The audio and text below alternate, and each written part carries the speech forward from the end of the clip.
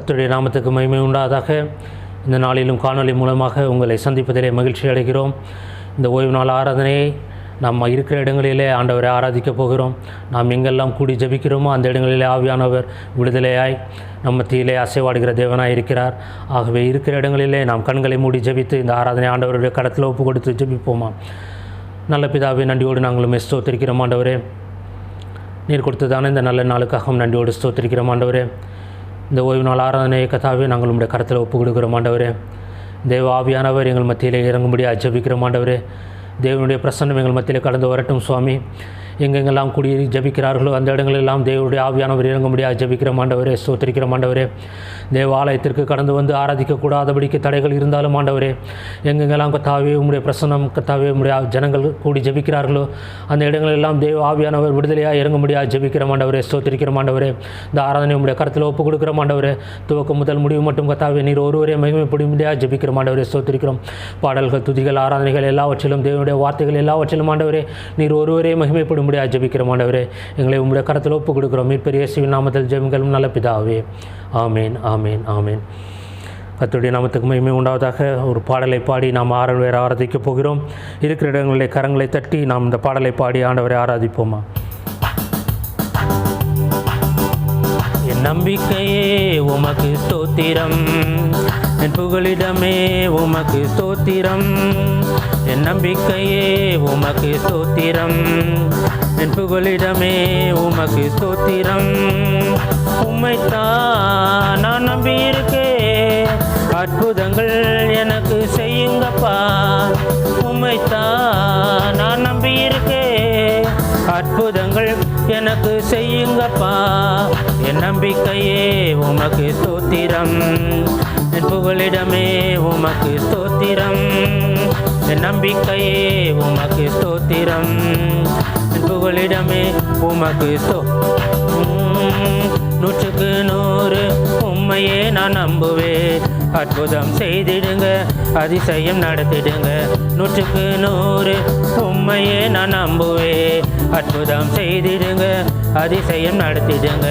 மனிதர்கள் முன்பாக தலை குனிந்து போகாமல் உதவி செய்திடுங்க, உயர்த்தி வைத்திடுங்க. மனிதர்கள் முன்பாக தலை குனிந்து போகாமல் உதவி செய்திடுங்க, உயர்த்தி வைத்திடுங்க. உம்மைத்தான்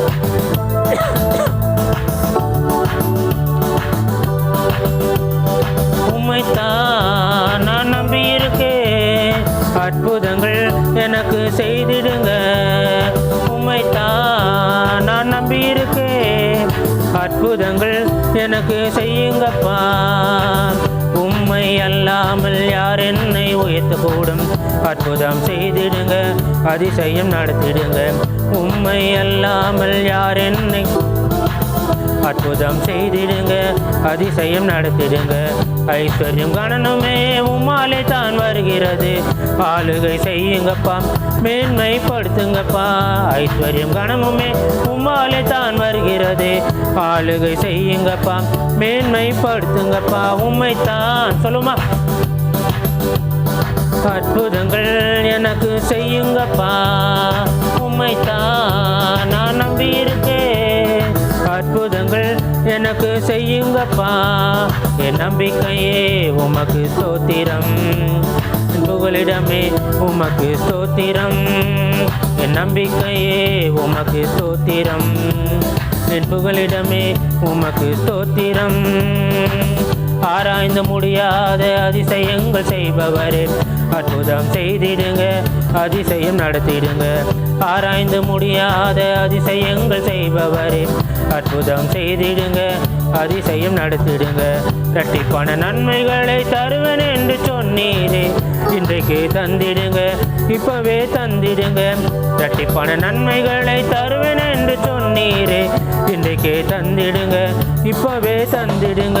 உம்மைத்தான் நம்பியிருக்கேன், அற்புதங்கள் எனக்கு செய்யுங்கப்பா. உம்மைத்தான் நான் நம்பியிருக்கேன், அற்புதங்கள் எனக்கு செய்யுங்கப்பா. என் நம்பிக்கையே உமக்கு ஸ்தோத்திரம், புகலிடமே உமக்கு ஸ்தோத்திரம். என் நம்பிக்கையே உமக்கு ஸ்தோத்திரம், என் புகலிடமே உமக்கு ஸ்தோத்திரம். உம்மைத்தான் நான் நம்பியிருக்கேன், அற்புதங்கள் எனக்கு செய்யுங்கப்பா. சொல்லுவோமா? உம்மைத்தான் நான் நம்பியிருக்கேன், அற்புதங்கள் எனக்கு செய்யுங்கப்பா. இன்னொரு முறை, உம்மைத்தான் நான் நம்பியிருக்கேன், அற்புதங்கள் எனக்கு செய்யுங்கப்பா. உம்மைத்தான் நான் நம்பியிருக்கேன், அற்புதங்கள் எனக்கு செய்யுங்கப்பா.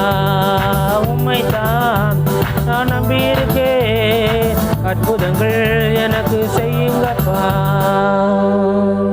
ஆண்டவராகிய இயேசு கிறிஸ்துவின் நாமத்தினாலே நம்முடைய இரட்சகர் உயிர்த்தெழுந்த இந்த நன்னாளிலும் நாம் ஆராதிக்க கூடியிருக்கிறோம். வாரத்தின் முதல் நாள் தேவனை மகிமைப்படுத்தும்படியாய் கூடி வந்திருக்கிற நாம் இருக்கிற இடங்களிலே நம்முடைய சர்வ வல்லவரை நினைத்து அவரை நாம் ஆராதிக்கப் போகிறோம்.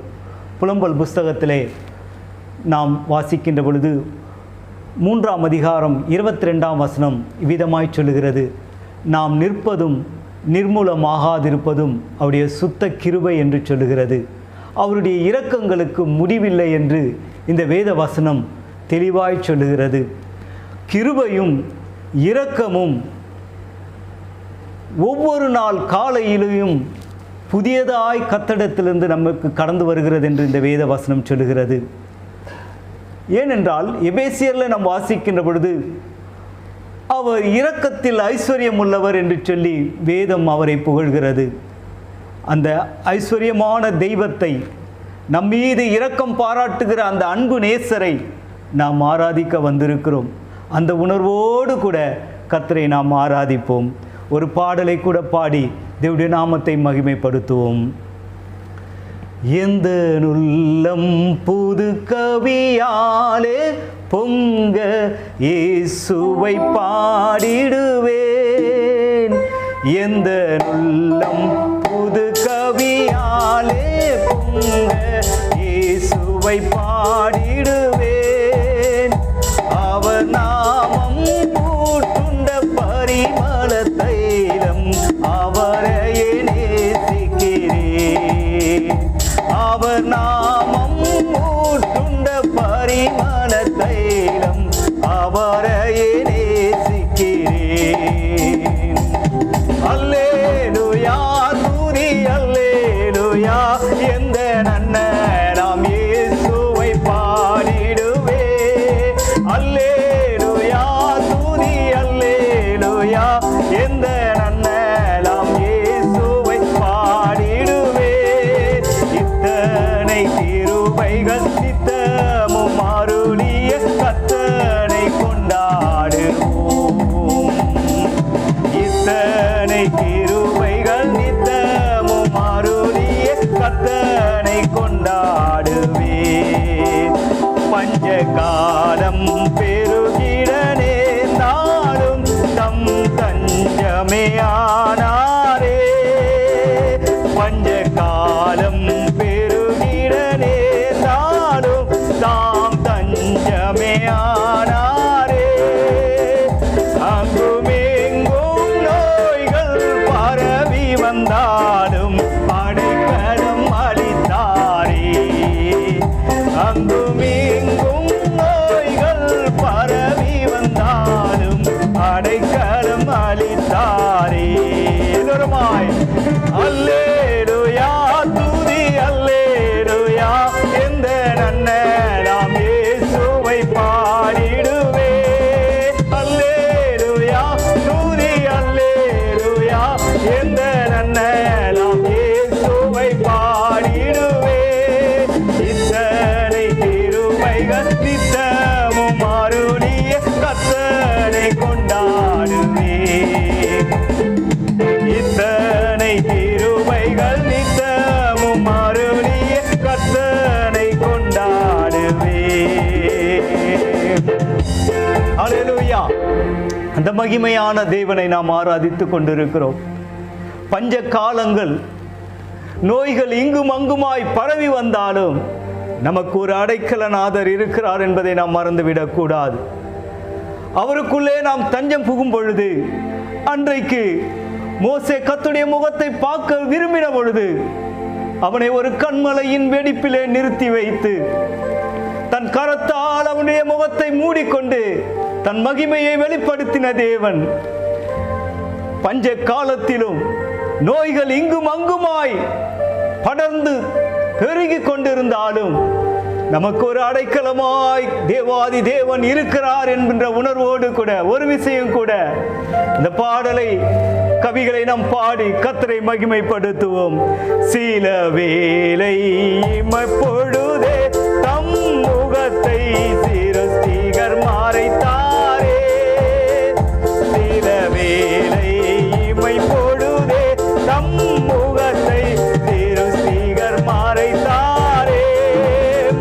காடும் கோபம் நீக்கி திரும்பவும் என்மேல் கிருபையும் பொழிந்தாரே. காடும் கோபம் நீக்கி திரும்பவும் என்மேல் கிருபையும் பொழிந்தாரே. ஆமென்.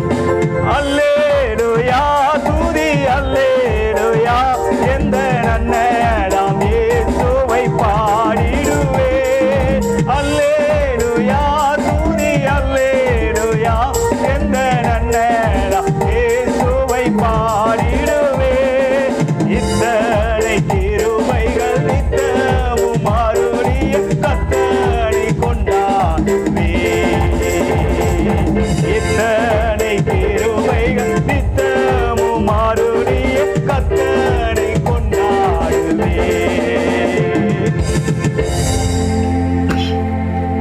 இத்தனை கிருபைகள் நம்முடைய வாழ்க்கையில் அருளின தேவன் அவருடைய கிருபை காலைதோறும் நம்மை நோக்கி கடந்து வரக்கூடியதாய் இருக்கிறது. அந்த கிருபைக்குள்ளே நாம் அடைக்கலமாய் இருக்கிறோம். தீங்கு நம்மை அணுகாதபடிக்கு தேவன் நம்மை பாதுகாக்கிறவராய் இருக்கிறார். அவருடைய வலதுகரம் நம்மை தாங்குகிறதாய் இருக்கிறது. நம்மை தாங்கி ஏந்தி சுமந்து தப்புவித்து பாதுகாத்து நம்மை வழிநடத்துகிற சர்வ வல்லவர் நம்மோடு கூட இருக்க கலங்காதே, திகையாதே, நான் உன் தேவன் என்று சொன்னவர் அவர் அல்லவோ. யாருமற்ற நிலையிலே, புருஷன் கைவிட்ட நிலையிலே, பிள்ளை சாக துடித்துக் கொண்டிருக்கின்ற சூழ்நிலையிலே அழுது கொண்டிருக்கின்ற ஆகாரை பார்த்து பயப்படாதே என்று சொல்லி அவர் கண்களை திறந்தார். ஒரு தண்ணீர் துறவை ஆகார் கண்டால் நமக்கும் ஒரு விடிவெள்ளி இருக்கிறார். ஏன் அழுகிறாய் என்று கேட்பதற்கு நம்மோடு கூட ஒருவர் இருக்கிறார். நாம் கலங்கின நேரத்தில் எல்லாம் நம் கண்ணீரை துடைத்தவர் அவர். நம் வியாதிப்பட்ட நேரத்தில் எல்லாம் ஒரு பரிகாரியாய் அவர் கடந்து வந்தவர் அவர். நமக்கு தேவையுள்ள நேரத்தில் எல்லாம் நம்மை ஆதரித்தவர் அவர், நம்மை போஷித்தவர் அவர். அவரை துதிப்போம், அவரை ஸ்தோத்தரிப்போம், அவரை மகிமைப்படுத்துவோம். அதற்காகத்தான் தேவன் நம்மை ஏற்படுத்தி வைத்தார். இந்த ஜனத்தை எனக்கென்று ஏற்படுத்தினேன், இவர்கள் என் துதியை சொல்லி வருவார்கள் என்று சொல்லி வேதம் சொல்லுகிறது. அப்படிப்பட்ட தெய்வத்தை நாம் ஆராதிக்க வந்திருக்கிறோம். உள்ளத்தின் ஆழத்தில் இருந்து தேவனுக்கு நன்றி செலுத்துவோம். அவர் இல்லாமல் ஒரு வாழ்க்கை வாழ முடியாது. அவர் இல்லாத ஒரு வாழ்க்கையை நினைத்து கூட பார்க்க முடியாது. அவருடைய இரக்கங்களுக்கு முடிவில்லை என்று சொல்லி நாம் தேவனை புகழ்ந்து புகழ்ந்து பாடி துதிப்போம். இப்போது கூட ஒரு பாடலை பாடி தேவனுடைய நாமத்தை மகிமைப்படுத்துவோம். நாம் இருந்த இடங்களிலேயே, நம்முடைய இருதயங்களிலே நம்முடைய கைகளை வைத்துக் கொண்டவர்களாய், கண்களை மூடினவர்களாய், வானத்துக்கு நேராய் நமக்கு ஒத்தாசை அனுப்பும் பர்வதங்களுக்கு நேராய் நம்முடைய கண்களை ஏறெடுத்துக் கொண்டு இந்த பாடலை பாடுவோம். தேவன் பெரிய காரியங்களை செய்ய வல்லவராய் இருக்கிறார். ஹல்லேலூயா. Thank you Jesus. நீங்க இல்லாம வாழ முடியாதையா, உங்க கிருபை இல்லாம வாழ தெரியாதையா. நீங்க இல்லாம வாழ முடியாதையா, உங்க கிருபை இல்லாம வாழ தெரியாதையா. இயேசுவே என் எஜமானரே, நேசரே, என் துணையாளரே. இயேசுவே என் எஜமானரே,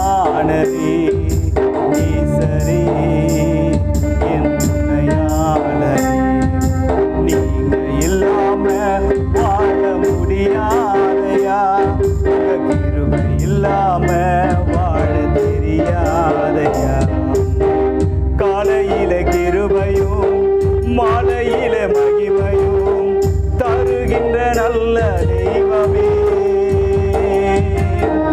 காலையிலே கிருபையும் மாலையிலே மகிமையும் தருகின்ற நல்ல தெய்வமே, தாய் மறந்தாலும் மறப்பதில்லையே, தந்தை வெறுத்தாலும் வெறுப்பதில்லையே, தாய் மறந்தாலும் மறப்பதில்லையே, தந்தை வெறுத்தாலும் வெறுப்பதில்லையே.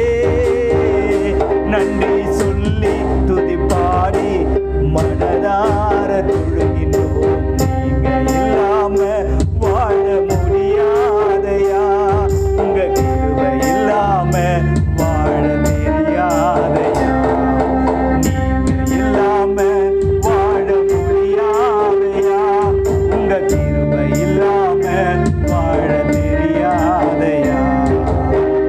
இதுவரை நிற்பதும் இனிமேல் நிலைப்பதும் எல்லாமே உங்க கிருபைதான். இதுவரை நிற்பதும் இனிமேலும் நிலைப்பதும் எல்லாமே உங்க கிருபைதான். பெருமை பாராட்டிட ஒன்றுமில்லையே, தாங்கி நடத்துவது உங்க கிருபையே. பெருமை பாராட்டிட ஒன்றுமில்லையே, தாங்கி நடத்துவது உங்க கிருபையே.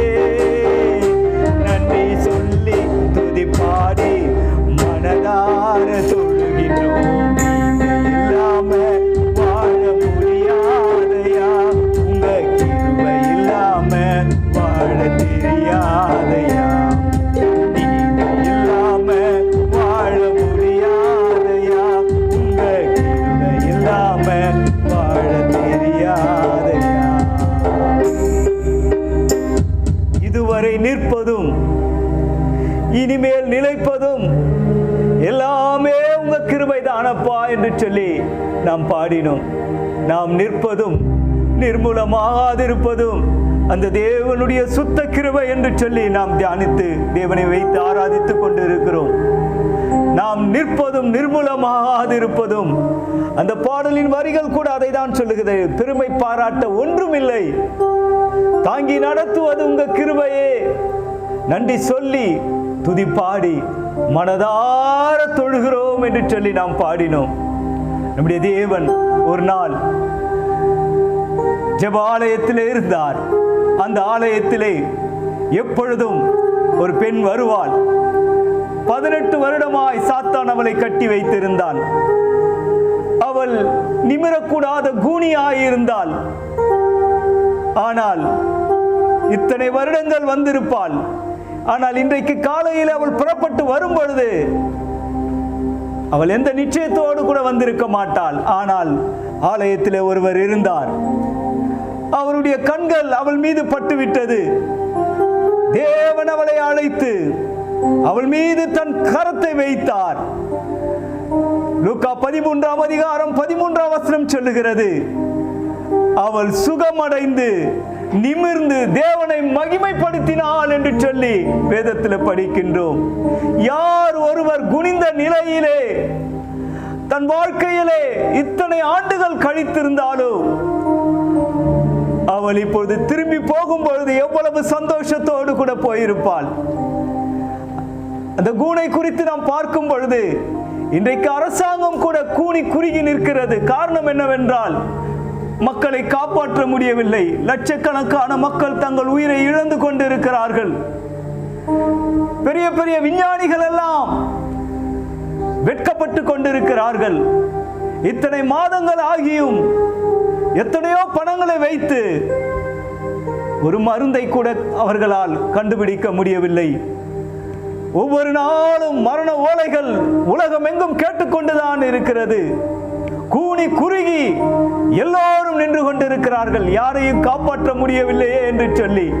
ஆனால் ஒருவர் இருக்கிறார், அவரை நோக்கி பார்ப்பார்களே ஆனால் எல்லோருடைய முகங்களும் வெட்கப்படாதபடிக்கு அவர் நிமிரச் செய்கிறவராய் இருக்கிறார் என்பதை நாம் மறந்துவிடக் கூடாது. அந்த சர்வ வல்லவர் நம்மை உயர்த்துகிறவராய் இருக்கிறார். இவ்வளவு நேரம் கர்த்தருடைய சமூகத்திலே தேவ பிள்ளையே கர்த்தரை நாம் ஆராதித்தோம். நம்மை நிமிரச் செய்கிற தேவன் நம்மோடு கூட இருக்கிறார். நாம் நிற்பது அவருடைய கிருபைதான். அவருடைய இரக்கத்தை நாம் என்றென்றைக்கும் கொண்டாடி மகிழ்வோம். கர்த்தர் பெரிய காரியங்களை நம்முடைய வாழ்க்கையில செய்வார் என்பதை மறந்து விடாதீர்கள். கர்த்தர் பெரிய காரியங்களை உங்கள் வாழ்க்கையிலும் செய்வார், உங்கள் குடும்பத்திலும் செய்வார், உங்கள் பிள்ளைகளுக்கும் செய்வார். தேவனை நோக்கி பார்ப்போம். கர்த்தர் பெரிய காரியங்களை செய்வாராக. ஆமென். வாக்குத்தத்தத்தின் உடன்பிறப்பே, உன்னை வாழ்த்துகிறேன் இயேசுவின் நாமத்தில். இந்த வாரமும் வலைவொலி மூலமாக உங்களை சந்திக்கிறதில் மகிழ்ச்சி அடைகின்றேன். கர்த்தர் எவ்வளவு காலத்திற்கு இதை அனுமதிக்கிறார் என்று நமக்கு தெரியாது. ஆனால் நாம் கூடி கர்த்தரை ஆராதிக்கும் வரையிலும் இந்த வலைவொலி மூலமாகவும் முகநூல் மூலமாகவும் உங்களை சந்தித்து கொண்டே இருப்போம். இப்பொழுதும் ஒரு பழைய பாடலை நான் பாடி கர்த்தருடைய வார்த்தையை உங்களுக்கு கொண்டு வர விரும்புகிறேன். ஒரு பழைய பாடல், சுந்தர இரட்சகனே.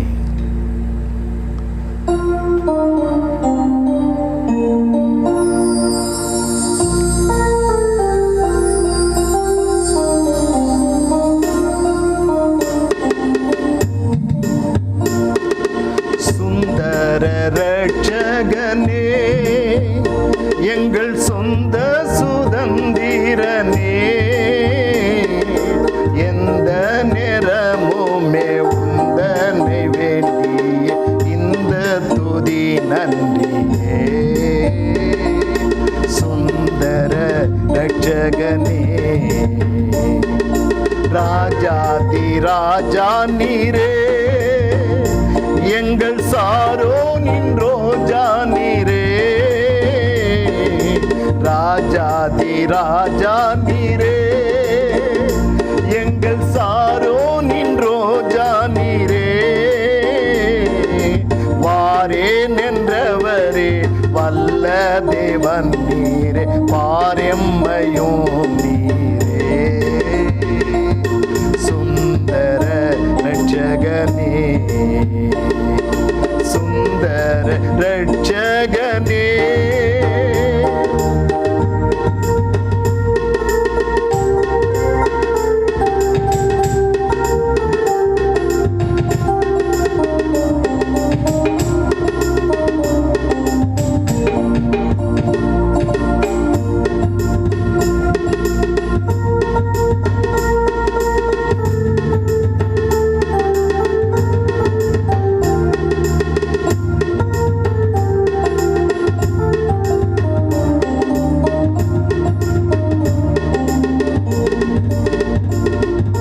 வியாதிக்கார வைத்தியனே, யூத ஜாதியில் ஜெனித்தோனே. வியாதிக்கார வைத்தியனே, யூத ஜாதியில் ஜெனித்தோனே. நாதியான நாயின் விதவையின் மகனை ஓதி எழுப்பினோனே. சுந்தர இரட்சகனே, சுந்தர இரட்சகனே.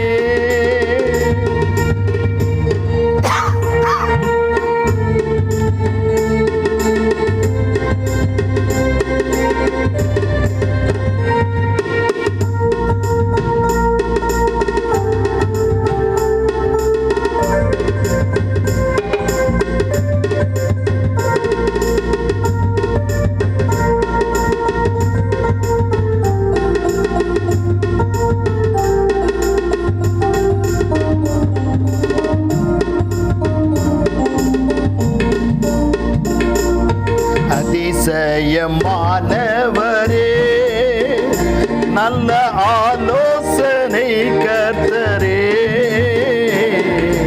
அதிசயமானவரே, நல்ல ஆலோசனை கர்த்தரே. வல்லமை தேவனே, நித்திய பிதாவே சமாதான பிரபுவே சுந்தர ரட்சகனே சுந்தர ரட்சகனே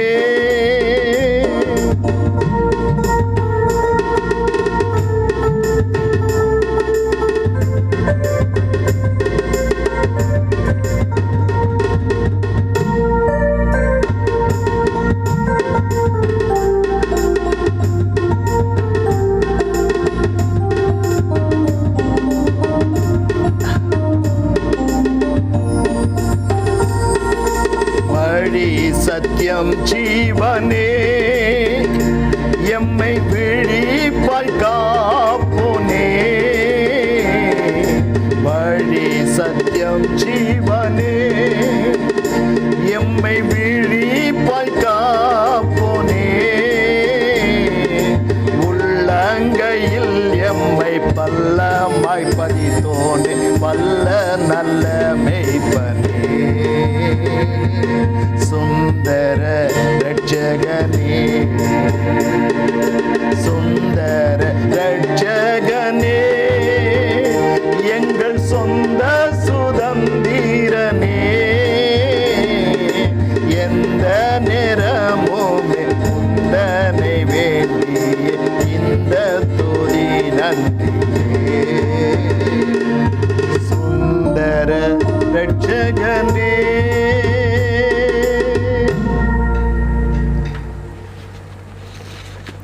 கர்த்தருடைய வார்த்தைக்கு நேராய் நாம் கடந்து செல்லலாம். இந்த மாதம் கர்த்தர் நமக்கு தந்த வாக்கு தத்தத்தை நாம் தியானித்து கொண்டிருக்கிறோம். நாகூமின் புஸ்தகத்தில் நாம் கர்த்தருடைய வாக்கு தத்தத்தை கவனித்து வருகிறோம். முதலாவது அந்த வாக்கு தத்தத்தை இதை நாம் வாசிக்கலாம். நாகூமின் புஸ்தகம், Praise the Lord, முதலாம் அதிகாரம் 12ஆம் வசனத்திலிருந்து 15ஆம் வசனம். அதிலே 12ஆம் வசனத்திலே இனி உன்னை சிறுமைப்படுத்தாதிருப்பேன் என்று இருக்கிறது. 15ஆம் வசனத்திலே துஷ்டன் இனி உன் வழியாய் கடந்து வருவதில்லை. இன்றைக்கு துஷ்டன் உன் வழியாய் கடந்து வருவதில்லை என்றுதான் நாம் தியானிக்க போகிறோம். இத்தனை வாரங்கள் இனி உன்னை சிறுமைப்படுத்தாதிருப்பேன் என்று வாசித்தோம், தியானித்தோம். இன்றைக்கு துஷ்டன் உன் வழியாய் கடந்து வருவதில்லை. எனக்கு அன்பான தேவச்சனமே, துஷ்டன் யார்? வேதாகமத்திலே நீதிமொழிகள் என்ற புஸ்தகத்தில் 24ஆம் அதிகாரம் 8ஆம் வசனத்திலே தீவினை செய்ய உபாயம் செய்கிறவன் துஷ்டன் எனப்படுவான். அப்படி என்றால் அந்த புதிய மொழிபெயர்ப்பு என்ன சொல்லுகிறது? தீமை செய்ய திட்டமிடுபவன் துஷ்டன். தீமை செய்ய திட்டமிடுபவன் துஷ்டன். இந்த துஷ்டன் திட்டமிடுகிறான், உபாயம் செய்கிறான். யாரை எப்படி வீழ்த்தலாம், யாரை எப்படி கெடுக்கலாம் என்று சொல்லி அவன் உபாயம் செய்து திட்டமிட்டு செயல்படுகிறான். நீதிமொழிகள் 17ஆம் அதிகாரம் 4ஆம் வசனத்திலே துஷ்டன் அக்கிரம உதடுகள் சொல்வதை உற்று கேட்கிறார். யார் அக்கிரமமாய் பேசுகிறார்களோ அதை கூர்ந்து கேட்கிறார். ஏசாயா சொன்னானே, நான் அசுத்த உதடுகள் உள்ள ஜனங்களின் நடுவிலே வாசம் பண்ணுகிறேன். அப்படி என்றால் அந்த அசுத்த உதடு தனக்கும் வந்துவிட்டு இருக்கிறது. அதனால்தான் ஐயோ நான் அதமானேன் என்று சொல்லி கதறுகிறான் ஏசாயா. இங்கே அசுத்த உதடுகள், அக்கிரம உதடுகள் அவர்கள் பேசுகிறதை இந்த துஷ்டன் உற்று கவனிக்கிறான். எதற்காக? சொல்லுவாங்க, ஒட்டு கேட்கிறான். ஒற்றர்கள், வேவு பார்க்கிறவர்கள், இப்படிப்பட்டவர்கள் சில காரியங்களை ஒட்டு கேட்கிறவர்களாக, உற்று கேட்கிறவர்களாக இருப்பார்கள். ஆண்டவர் கர்த்தருக்கு பயந்தவர்கள் ஒருவரை ஒருவர் பேசிக்கொள்வார்கள், அதை கர்த்தர் கூர்ந்து கவனிப்பார் என்றிருக்கிறது. தேவனுடைய பிள்ளைகள் நலமானதை, நன்மையானதை, பக்திக்குரியதை, பரிசுத்தத்துக்குரியதை, விசுவாசத்துக்குரியதை, தெய்வீக சுகத்துக்குரியதை ஒருவரை ஒருவர் பேசிக்கொள்வார்கள். அதை தேவன் உற்று கேட்பார் என்று சொல்லப்பட்டிருக்கிறது. ஆனால் துஷ்டன் உற்று கேட்கிறான் என்று சொன்னால் எதற்காக இவன் உற்று கேட்கிறான் என்றால், அதே 17ஆம் அதிகாரம் 11ஆம் வசனத்திலே, அவன் அதை கொண்டு மற்றவர்களிடத்தில் கலகத்தை உண்டாக்குகிறான். துஷ்டன் கலகத்தை தேடுகிறான். என்ன சொல்லுவான்? இந்த உங்களை குறித்து இப்படி அக்கிரமமா பேசினாங்க, உங்களை குறித்து இப்படி பேசினாங்க, கேட்டுட்டு போயிட்டு அவர்களுக்கு கலகத்தை ஏற்படுத்தி விடுகிறான். இவன் தான் துஷ்டன். உங்கள் வீட்டுக்கு சிலர் வராங்கன்னா அவங்களால கலகம் உண்டாகிறது என்று சொன்னால் அவர்கள் தான் துஷ்டர்கள். சிலர் வந்து சமாதானமாய் போக மாட்டார்கள், கலகத்தை மூட்டி விட்டு போவார்கள். இவர்கள் துஷ்டர்கள். ஆகவே இப்படிப்பட்டவர்களிடத்திலே நாம் ஜாக்கிரதையாக இருக்க வேண்டும். நீதிமானுடைய வீட்டை பாழாக்கி விடுவான் அவன். நீதிமொழிகள் 24:15 சொல்லுகிறது, துஷ்டனே, நீ நீதிமானுடைய வாசஸ்தலத்துக்கு விரோதமாய் பதிவிராதே. அவன் தங்கும் இடத்தை பாழாக்கி போடாதே. இந்த துஷ்டன் பாழாக்கி போடும்படி, நீதிமானுடைய குடும்பத்தை ஒன்றுமில்லாமல் ஆக்கும்படி அவன் கிரியை செய்கிறான். ஆனால் ஒன்று மாத்திரம் சொல்லுகிறேன், நீதிமான் 7 தடவை விழுந்தாலும் எழுந்திருப்பான். தேவன் நீதிமானை கைவிட மாட்டார். நீதிமானுக்கு உண்டாகும் துன்பங்கள் அநேகமாயிருக்கும், அவை எல்லாவற்றிலிருந்து தேவன் அவனை விடுவிப்பார். துஷ்டனே, நீ நீதிமானை வீழ்த்தி விடலாம் என்று நினைக்காதே, அவனை பாழாக்கி விடலாம் என்று நினைக்காதே. அவன் திரும்பவும் எழும்புவான், அவன் திரும்பவும் பிரகாசிப்பான் என்பதை மனதில் கொள். தேவனுடைய ஜனமே, நீ இந்த உலகத்தில் தேவனுக்காய் நீதிமானாய் வாழும்பொழுது எத்தனை துஷ்டதனங்கள் வந்து உங்களை வீழ்த்தினாலும் நீங்கள் எழுந்து நிற்பீர்கள்.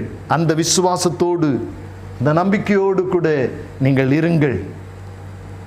வேதத்திலே ஒரு துஷ்டனை குறித்து சொல்லப்பட்டிருக்கிறது. இந்த துஷ்டன் யார் என்று சொன்னால் ஆமான். எஸ்தரின் புஸ்தகத்திலே 7ஆம் அதிகாரம் 6ஆம் வசனத்திலே, அதற்கு எஸ்தர், சத்துருவும் பகஞ்சனுமாகிய அந்த மனிதன் இந்த துஷ்ட ஆமான் தான். ஆமான் என்று சொல்லக்கூடிய ஒருவனை இந்த எஸ்தர் புஸ்தகத்திலே நாம் வாசிக்கலாம். 127 நாடுகளையும் அரசாண்ட ஆகாஸ்வேருடைய ராஜ்யபாரத்தில் இருந்தவன். இந்து தேசம் முதல் எத்தோப்பியா தேசம் வரையிலும் அரசாண்ட ராஜாவாகிய ஆகாஸ்வேருடைய ராஜஸ்தானத்திலே, ராஜாங்கத்திலே ஒரு உயர்ந்த பதவி, பிரபுக்களுக்கெல்லாம் மேலான ஒரு பதவி வைத்து ஆசனம் போட்டு அமர்ந்திருந்தான் இந்த ஆமான். இவனை குறித்து வாசிக்கும் பொழுது 3ஆம் அதிகாரம் 1 வசனத்திலே, இந்த நடவடிக்கைகளுக்கு பின்பு ராஜாவாகிய ஆகாஸ்வேரு அமேதாவின் குமாரனாகிய ஆமான் என்னும் ஆகாகியனை மேன்மைப்படுத்தி, அப்படின்னா பிரபுகளுக்கு மேலாக அவனுடைய ஆசனத்தை மேன்மைப்படுத்தி வைத்திருந்தானா ராஜா. ஆமான் என்னும் ஆகாகியன், இவன் பேர் ஆமான், ஆனால் ஆமான் என்னும் ஆகாகியன் யார் இந்த ஆகாகியன்? இவன் அமிலேக்கின் ராஜா. இந்த ஆகாகியன் அமிலேக்கின் ராஜா. அமிலேக்கியருடைய வம்சத்திலே ராஜாக்கள் வருகிறார்கள். அவர்கள் ஆகாகியன் என்று சொல்லப்படுகிறார்கள்.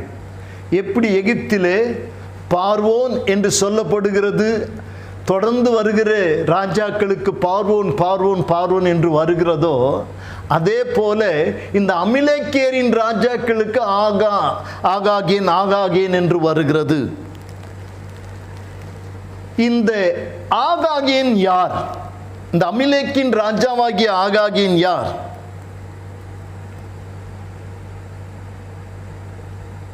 இவன், இந்த ஆகாகியன் தான் அமிலேக்கியர், அவனுடைய ராஜா இவன் ஆகாகியன்.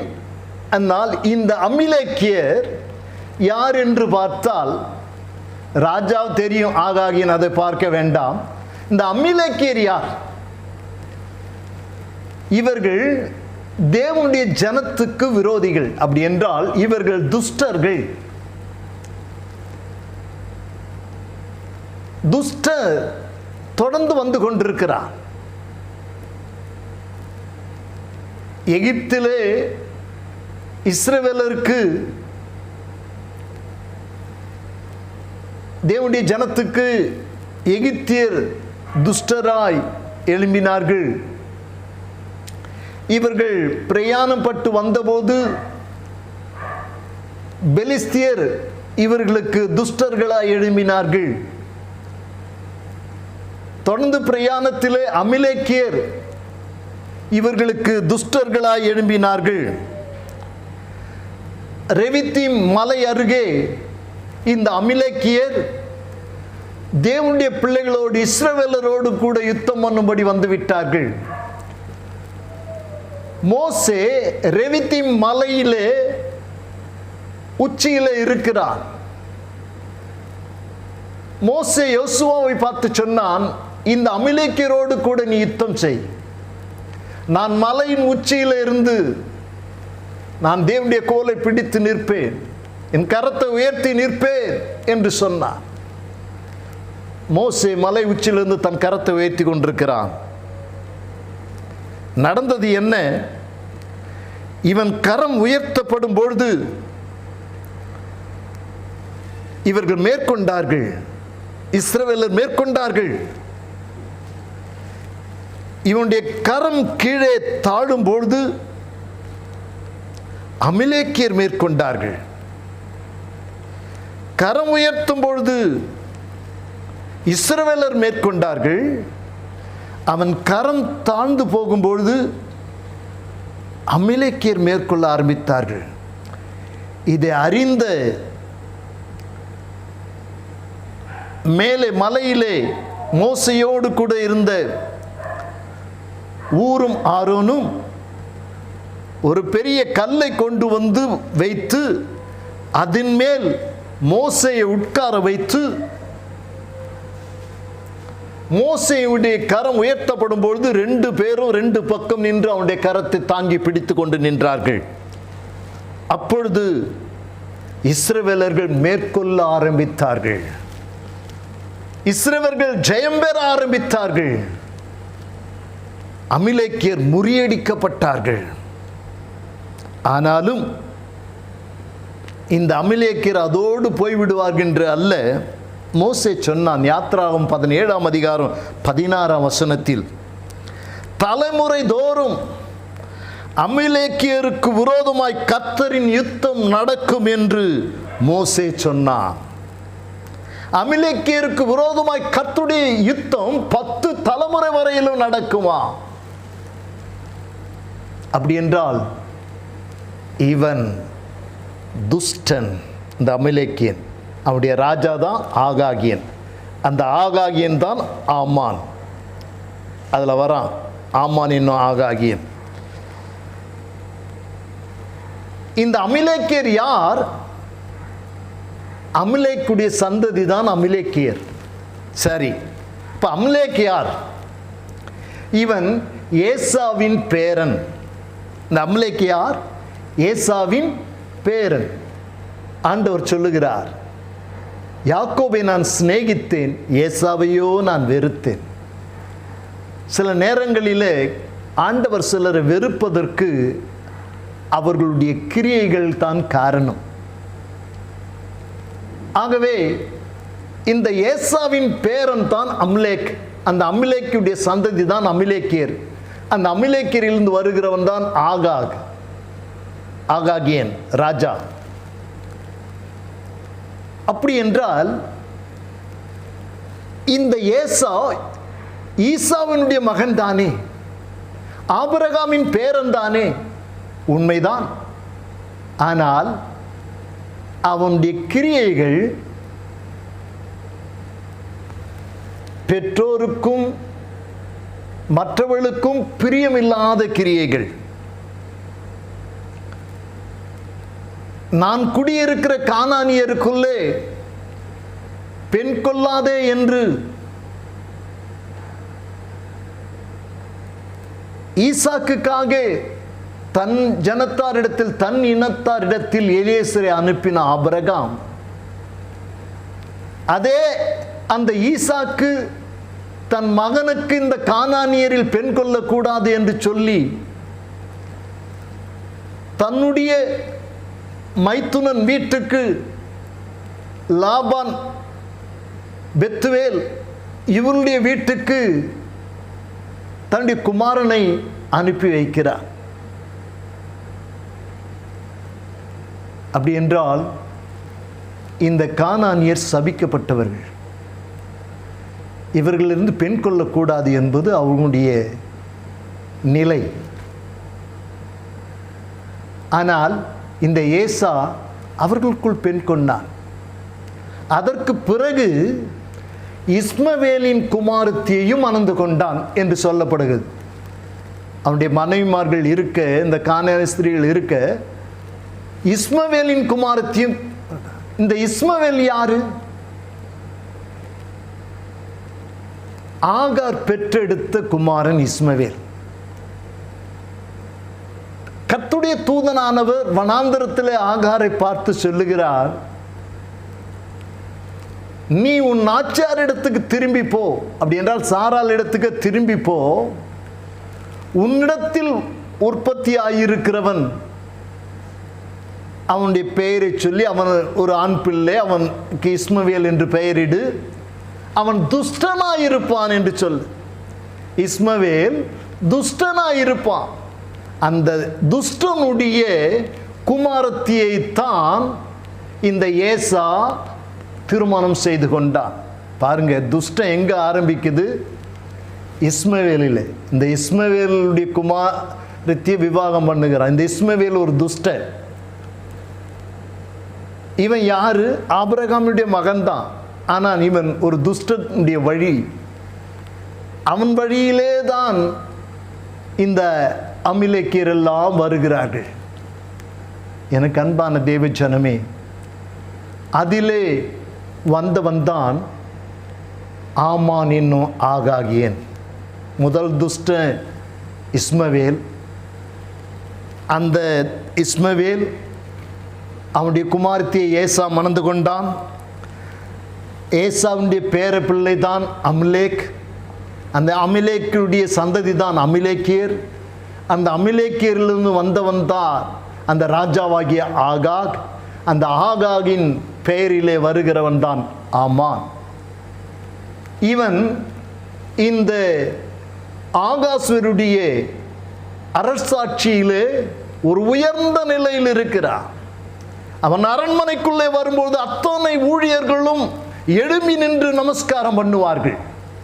ஆனால் அங்கே ஒரு மனுஷன் இருக்கிறான். அவனுடைய பெயர் மொர்தேக்காய்.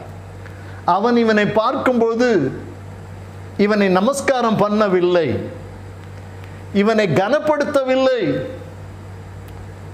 இது இந்த ஆமானுக்கு வேதனையாய் இருந்தது. அத்தனை பேரும் எழும்பி நின்று நமஸ்காரம் பண்ணுகிறார்கள், அத்தனை பேரும் வந்தனம் சொல்லுகிறார்கள். இந்த மொர்தேக்காய் மாத்திரம் அசையாமல் அமர்ந்து இருக்கிறான். ஒரு மரியாதை இல்லாமல் ஒரு உயர்ந்த பதவியில் இருக்கிற நான் வரும்பொழுது அவன் என்னை கண்டு கொள்வதே இல்லை. மூர்க்க குணமுடையவனாய் தன் வீட்டிலே தன் மனைவியினிடத்திலும் நண்பர்களிடத்திலும் இதையெல்லாம் பகிர்ந்து கொண்டான். நான் என்ன உயர்வு பதவியிலே இருந்தாலும் எனக்கு விரோதி ஒருவன் இருக்கிறான். அவன் என்னை மதிப்பதே இல்லை, என்னை கனப்படுத்துவதில்லை, எனக்கு நமஸ்காரம் பண்ணுவதில்லை. இதுவே எனக்கு வேதனையாயிருக்கு. அவர்கள் சில ஆலோசனைகளை அவனுக்கு சொன்னார்கள். அந்த ஆலோசனையின்படியே இவனை அழித்து விடலாம் என்று ஆமான் நினைத்தான். அது அவனுக்கு லேசான காரியம், சுலபமான காரியம். ஆனால் அவனுக்கோ அவன் ஒருவனை அழிப்பது அல்ல, அவனுடைய குலத்தையே அழிக்க வேண்டும். ஏன் இவன் நமஸ்காரம் செய்யவில்லை என்று மற்ற உத்தியோகஸ்தர்கள், வேலையாட்கள் சொன்னார்கள். அவன் யூதன், ஆகவே அவன் உங்களை கனப்படுத்த விரும்பவில்லை என்று சொன்னான். இதை கேட்ட ஆமான் தான் இந்த மொர்தெகாயை மாத்திரம் அழிக்காமல் அவனுடைய இனத்தையே, அவனுடைய குலத்தையே, யூதர்களையே அழிக்க வேண்டும் என்று சொல்லி தீர்மானம் பண்ணினான். இதற்காக அவன் ராஜாவினிடத்தில் பேச வேண்டும். வருகிறான் ராஜாவினிடத்தில் பேசுவதற்காக. அதற்கு முன்பு எஸ்தர் ராஜாவை சந்தித்து, நாளைக்கு நடக்கும் விருந்துக்கு நீர் வர வேண்டும் என்று சொல்லி ராஜாவை அழைத்திருந்தார். ராஜாவே, உம்மோடு கூட ஆமானையும் நீர் அழைத்து கொண்டு வாரும், 2 பேரும் விருந்துக்கு வாரும் என்று சொல்லி அழைத்திருந்தார். இதை மனதில் கொண்டு ராஜா தன் அரண்மனையில் இருந்தபொழுது ராஜாவுக்கு அன்று இரவு தூக்கம் வரவில்லை. ஆகவே அந்த நாளாகம புஸ்தகத்தை எடுத்து அவன் வாசிக்க ஆரம்பித்தான். அப்பொழுது ராஜாவின் மேல் கை போட பார்த்த 2 நபரை குறித்து அங்கே எழுதப்பட்டிருந்தது. அந்த 2 நபருடைய பெயர்களும் அங்கே இருந்தது. பிக்தானும் தேரேசும் என்று 6ஆம் அதிகாரத்தில் 2ஆம் வசனத்தில் இருக்கிறது. இவர்கள் 2 பேரும் ராஜாவின் மேல் கை போட பார்த்தார்கள். இந்த செய்தியை ராஜாவுக்கு எப்படியோ மொர்தெகாய் அறிவித்து விட்டான். அது அங்கே எழுதப்பட்டிருக்கிறது நடபடி புஸ்தகத்தில். அந்த நடபடி புஸ்தகத்தில் அது எழுதப்பட்டிருந்தது. ராஜா வாசித்தான். அந்த நேரம் அவனுடைய சிந்தனை, என்னை காப்பாற்றின இவனுக்கு ஏதாவது கனப்படுத்தப்பட்டிருக்கிறதா, இவனுக்கு ஏதாவது மேன்மைப்படுத்தப்பட்டிருக்கிறதா என்று சொல்லி ராஜா நினைக்க ஆரம்பித்தான். அடுத்த நாள் ராஜாவின் முற்றத்திலே ஆமான் வந்து நிற்கிறான். யார் அங்கே என்ற பொழுது ஆமான் வந்திருக்கிறான் என்று சொன்னார்கள். அவனை உள்ளே வர சொல்லு என்று ராஜா சொன்னான். அவன் உள்ளே வந்தபோது ராஜா அவனை பார்த்து கேட்ட கேள்வி, ராஜா கனம் பண்ணுகிற மனுஷனுக்கு என்ன செய்ய வேண்டும்? இவன் நினைத்து கொண்டான் ராஜா தன்னைத்தான் கனம் பண்ண போகிறார் என்று.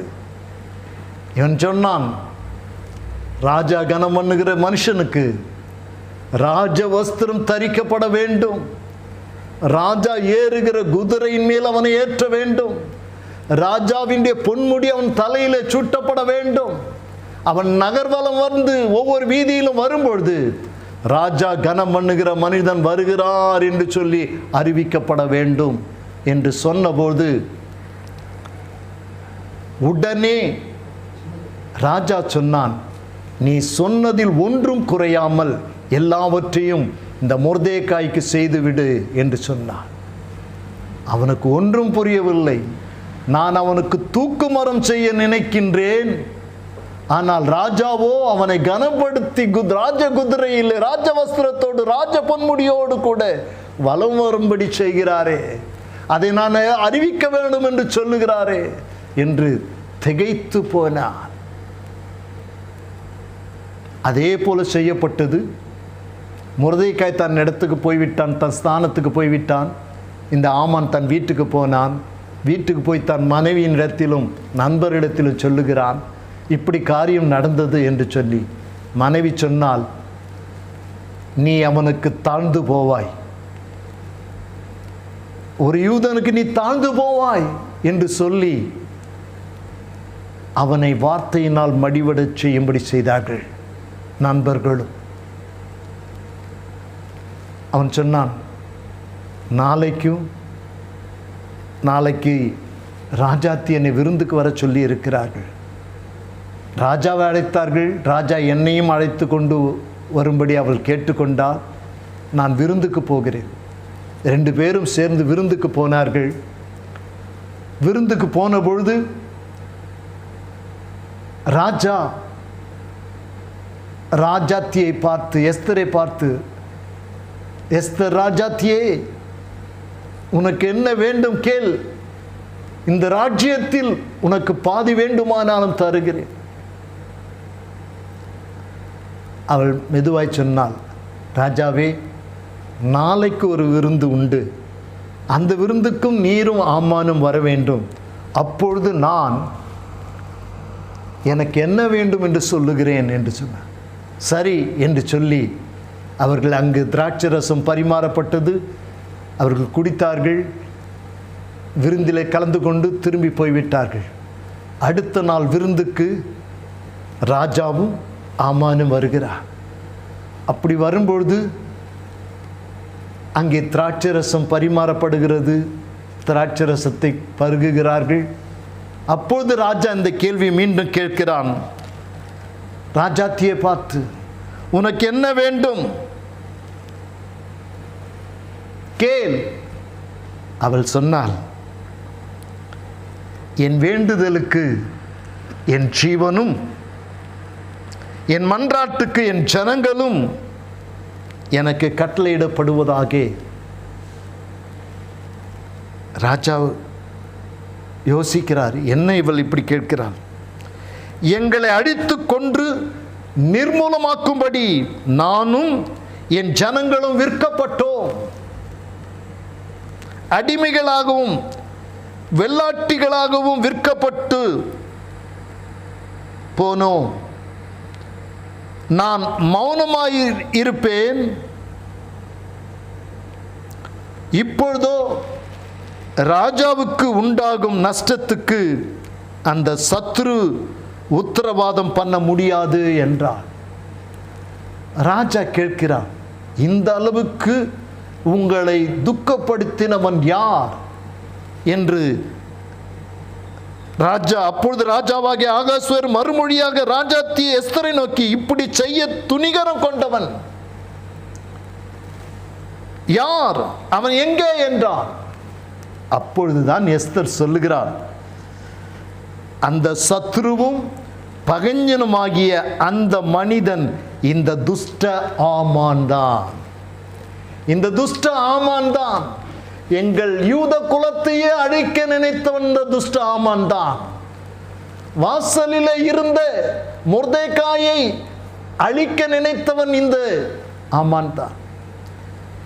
இந்த ஆமான் 127 நாடுகளுக்கு ராஜாவின் பெயரிலே கடிதம் கொடுத்து முதல் மாதம், அதாவது ஆபிப் மாதம், அது அங்கே 3ஆம் அதிகாரத்திலே நிசான் மாதம் என்று இருக்கு. நிசான் மாதமும் ஆபிப் மாதமும் ஒன்றுதான். அது எப்பொழுது என்றால் பிப்ரவரி மார்ச், இதுதான். அந்த முதல் மாதத்திலே எல்லாருக்கும் அந்த கடிதம் அனுப்பப்படுகிறது. ராஜாவினால் எழுதப்பட்டதாக எழுதி ராஜாவின் மோந்திரத்தினால் முத்திரையிடப்பட்டு பிரபுக்கள் அதை அஞ்சக்காரர் கையில் கொடுத்து எல்லா இடங்களில் குதிரைகள், கோவேறு கழுதை, இப்படி எல்லா இடங்களிலும் போய் எல்லா நாடுகளுக்கும் அனுப்பப்பட்டது. அது எப்போது நிறைவேற்ற வேண்டும்? ஆதார் மாதம், அப்படி என்றால் 12வது முதல் மாதத்தில் அந்த அறிவிப்பு போகிறது. 12வது மாதத்தில் அது நடக்க வேண்டும். ஒரே நேரத்தில் 12ஆம் மாதம் பாருங்கள், 13ஆம் தேதி, 3ஆம் அதிகாரம் 13ஆம் வசனத்தில் இருக்கிறது. முதல் மாதம் என்று 7ஆம் வசனத்தில் இருக்கிறது. ஒரே நேரத்தில் சகல யூதரும் அழிக்கப்பட வேண்டும் என்று சொல்லி ஆமான் நினைத்தான். அவர்கள் எல்லாரையும் தீக்கிரையாக்கி கொன்றுவிட வேண்டும். இந்த ஆமானையோ தூக்கிலே போட வேண்டும். அவனுக்கு ஒரு தூக்கு மரம் செய்தது. அப்பொழுது இந்த ஆமான் தான், இந்த துஷ்டன் தான் என்று அவள் சொன்ன பொழுது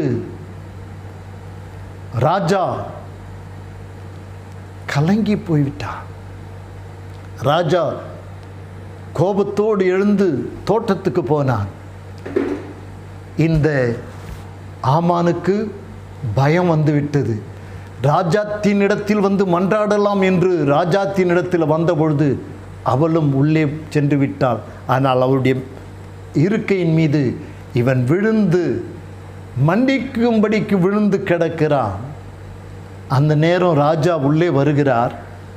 ராஜா பார்க்கிறார், நான் இருக்கும் பொழுதே இவன் ராஜாத்திய ராணியை பலவந்தம் பண்ண நினைக்கிறான் என்று சொல்லி சொன்ன மாத்திரத்தில், நான் இருக்கும்போது இப்படி செய்ய பார்க்கிறானே இவன் என்று சொன்ன பொழுது அங்கே இருந்த சேவகர்கள் அவருடைய முகத்தை மூடி போட்டார்கள். அப்பொழுது ஒருத்தன் சொன்னான், ஆமான் மொர்தெகாய்க்கு செய்த தூக்கு மரம் அவன் வீட்டுக்கு முன்பாக இருக்கிறது என்ற பொழுது ராஜா உத்தரவிட்டான், அந்த தூக்கு மரத்தில் இந்த ஆமானை கொண்டு போய் தூக்கிலிடுங்கள். மொர்தெகாய்க்கு செய்யப்பட்டது செய்தவனுக்கே வந்துவிட்டது. ஆமான் தூக்கிலிடப்படும்படி காரியம் மாறுதலாய் முடிந்தது. எனக்கு அன்பான தேவனுடைய ஜனமே, ஆனால் சகல யூதரும் காக்கப்பட வேண்டும் என்று சொல்லி எஸ்தர் மீண்டும் ராஜாவினிடத்தில் கேட்டுக்கொள்கிறார். அப்பொழுது ராஜா சொல்லுகிறார், நீங்கள் கடிதம் எழுதி ராஜ முத்திரையை பதித்து அதை யாராலும் மாற்ற முடியாது, நீங்கள் அறிவியுங்கள். ராஜா எழுதி அனுப்பின இந்த செய்தியும் 127 நாடுகளில் உள்ள யூதர்களுக்கு சென்றது. அதில் என்ன காரியம்? யூதர்களுக்கு விரோதமாய் எழும்பினவர்கள் கொல்லப்படுவார்கள். காரியம் மாறுதலாய் முடிந்தது. எனக்கு அன்பான தேவனுடைய பிள்ளைகளே, இப்பொழுது அவர்கள் ஒளிந்து போனார்கள். அதுதான் வேதம் சொல்லுகிறது. துஷ்டன் இனி உன் வழியாய் கடந்து வருவதில்லை. அப்படி என்றால் இந்த ஆகாகியன் ஆமான் உன் வழியாய் கடந்து வருகிறதில்லை. துஷ்டன் உன் வழியாய் கடந்து வருகிறதில்லை. இதை கேட்டுக்கொண்டிருக்கிற தேவஜனமே, உங்கள் வாழ்க்கையில் யார் உங்களுக்கு முன்பாக எழும்பி உங்களுக்கு விரோதமாய் எழும்பி செயல்படுகிறார்களோ அவர்கள்தான் துஷ்டர்கள். உங்கள் வாழ்க்கையின் ஆகாகியர்கள் அவர்கள்தான். உங்கள் வாழ்க்கையின் ஆமான் அவன்தான். உங்களுக்கு விரோதமாய் செய்கிறவன் அவன் ஒழிந்து போவான்.